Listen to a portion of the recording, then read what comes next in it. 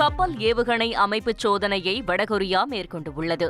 மேற்கு கடல் பகுதியில் நடந்த இந்த சோதனையை வடகொரிய அதிபர் கிம் ஜாங் உன் பார்வையிட்டு ஆய்வு செய்தார். நாட்டின் பாதுகாப்பை உறுதி செய்யவும் அணு ஆயுத தாக்குதல் திறனை பயன்படுத்த தயார் நிலையில் இருக்கவும் அதிபர் உத்தரவிட்டு உள்ளதாக தகவல் வெளியாகியுள்ளது. ஜம்மு காஷ்மீர் மாநிலம் தோடா மாவட்டத்தில் உள்ள பதேர்வா பள்ளத்தாக்கு அடர்ந்த வெண்பனி போர்வையால் மூடப்பட்டுள்ளது.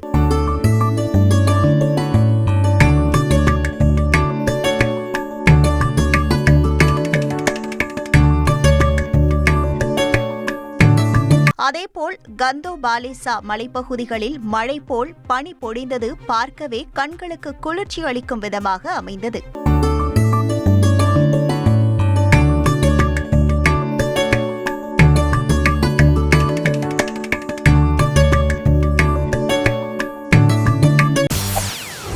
செய்திகளை உடனுக்குடன் தெரிந்து கொள்ள உடனே சப்ஸ்கிரைப் பண்ணுங்க.